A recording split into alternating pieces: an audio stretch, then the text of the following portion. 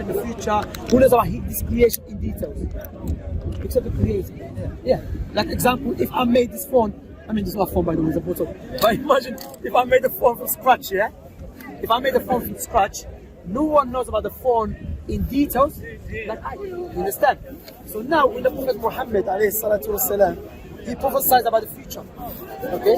For example, he said there will come a time when interest, we're speaking about interest, usually, yeah, will become widespread. Even if you are not involved directly, it will affect you indirectly. By default, if you open a bank account, you are involved in interest. Your money is being used in the banks for interest. The question we ask ourselves, how men that lived 1,400 years ago knew about something that we can observe right now? Because he clearly said he got the revelation from the Creator. I'll give you another prophecy. Prophet Muhammad said, there will come a time when you see the barefoot Arab man, the people that live in the Arab Peninsula. You will see them competing. Even look what he said. He didn't say building, no, competing in building tall buildings. When the Prophet Muhammad والسلام, mentioned that, that was 1,400 years ago. That was impossible for the Arab back in those days to do that. Let me ask you now, where is the tallest building in the world? Dubai? Dubai, yeah. Dubai has, you know Dubai? Burj Khalifa.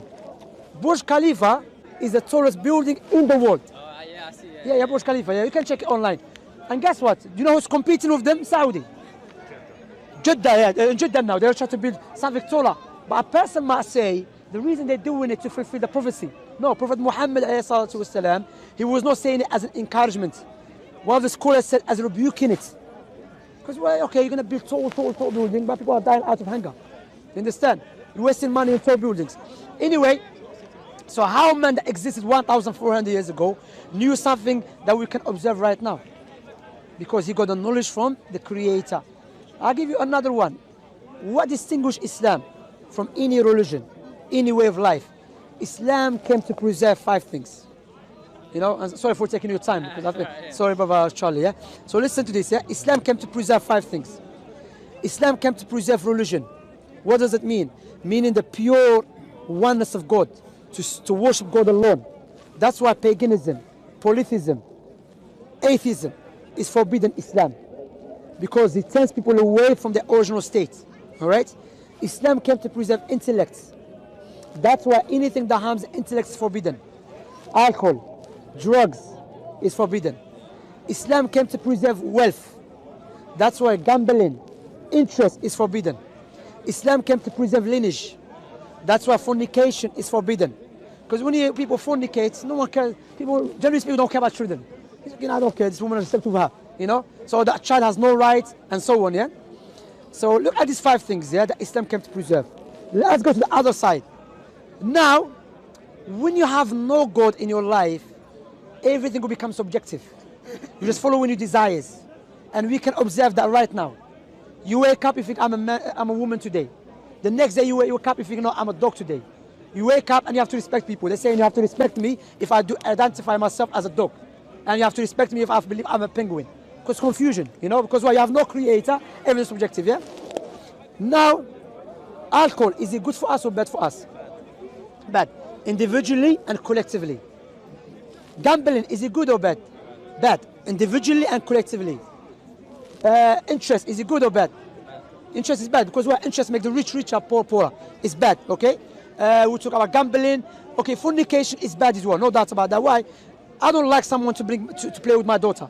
Prophet Muhammad said, if you love a woman, marry her. Because when you marry her, she has the right over you. So, the 5 things that is destroying societies, and the worst of them when you are worshipping your desires, Islam come against it. So why some people hate Islam? I will tell you why. There's 2 types of people hate Islam. Either they are ignorant, or those who are in power. Those, because why? Gambling, yes, you can get benefit from it. Alcohol, interest and so on. So let me give you this example, Charlie. Imagine I live in London, yeah? And I have companies of interest, banks. I have companies of gambling. I have companies of alcohol, companies of prostitution.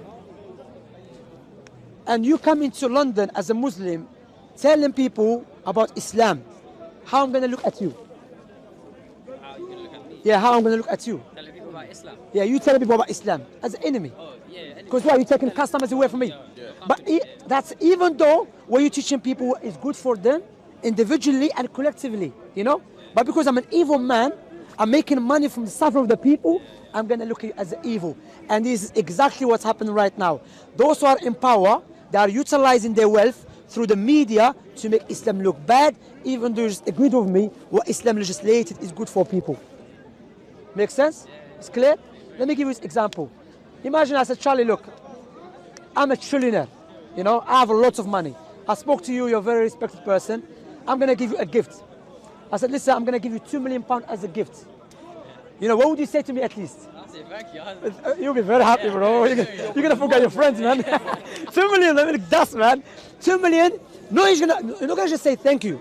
You're going to remember Shamsi all the times, all your life. I will give you £2 million on a condition. Give me your 2 eyes.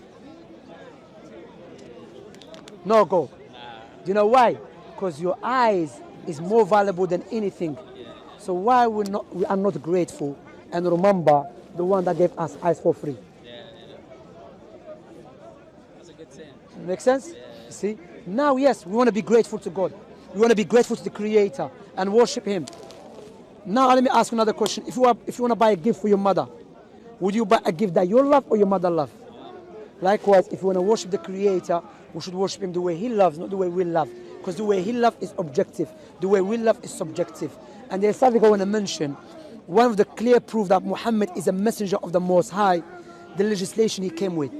Now we have politicians who studied in the best universities around the world. Harvard University, Oxford University, Cambridge University. Yet they cannot resolve the problems that we are facing in our time. But we have a man that existed 1,400 years ago who couldn't read and write. He's coming with a legislation that will resolve all the problems. That gives us a clear-cut proof this man must be something special about him. And that was, he was a messenger of the Most High. If it makes sense to you, it's clear to you, I invite you to become Muslim. If you listen to what I say, if it makes sense to you and you believe it's truth, I don't want to make you feel pressured, none of that. That's why I always say if it makes sense, if you believe it's truth, then become Muslim. Because what I always say to you, you don't know when you're going to die. No one knows you're going to die. This life is temporary. I was speaking to your friend about owning a house. We don't own nothing. Wherever you own, you're going to leave it. When we die, our house will not come with us inside the grave. Your garment will not come with you inside the grave. Allah mentioned in the Quran, لَقَدْ جِئْتُمُونَ فُرَادَ كَمَا خَلَقْنَاكُمْ أَوَّلَ مَرَّةٍ. The meaning of it, you have returned to us just as we have created you in the beginning. This life is like a bridge. You cross from one side to the other side. We believe the Most High has attributes of mercy.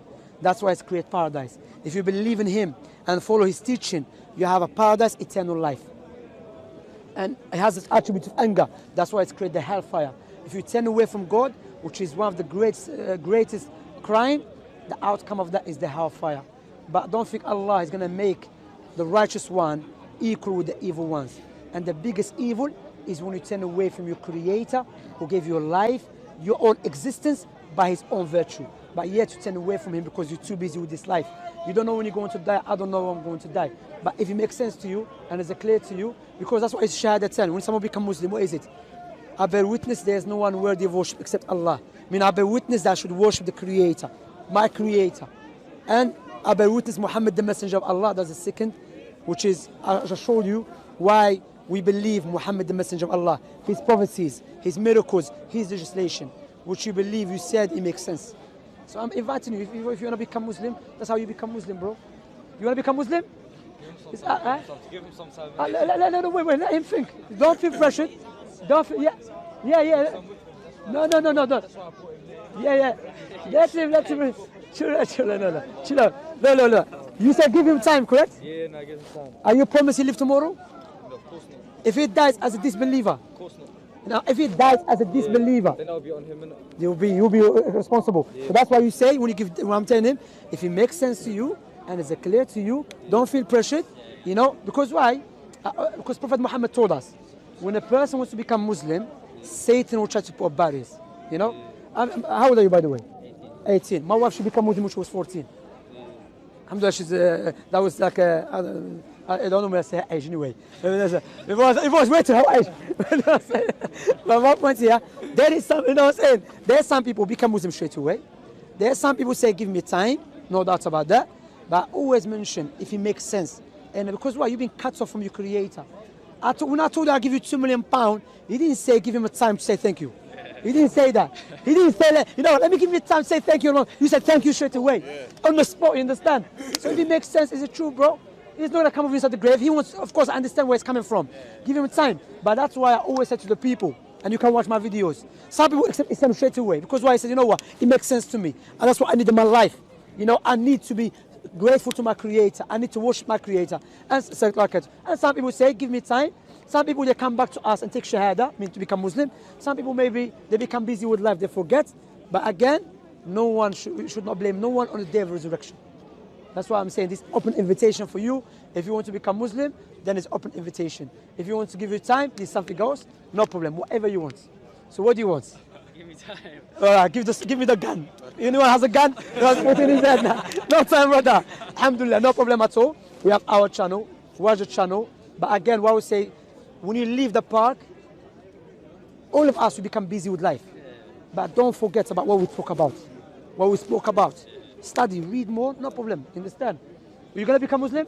I'm No, I'm joking. Do you have any question? No, that's good. What about you? You have any question? You look good, yeah? so different for me. MashaAllah, alhamdulillah. Morocco is playing football today. Who they playing with Tunisia? Egypt. Egypt, okay, mashallah. I have to support Morocco, man. I'm in Morocco, innit? I mean, my grandmother is Moroccan, so I don't really watch football. I watch it now and then, you know. But say again? Anyway, man, you know, football. Charlie, it was nice to meet you. My pleasure to meet you, brother. Can you give me some money? I charge people. Yeah, give me my 2 million back, bro. Look, I'm here every Sunday, but you can go back to our channels, Do as Dawah. You can speak, go on Google, YouTube, you find our channel. Anyway, I have to go, inshallah, man. All right, my brother. Salam alaikum. Yeah, take care. Charlie, man. Nice to meet you, bro. Take care, man. Salam alaikum, akhi. Take care, you lot. Brothers, I'm off, man. Salam alaikum. Salam alaikum. كيف الحال؟ بس. هادي ها؟ الحمد لله. Ask a question quick. You want to ask me a question? Yeah. Is it private? Yeah. Somebody Benefit the people. go on. You know the خلاص ها؟ Hiya. لا عفوا. دقيقة أنا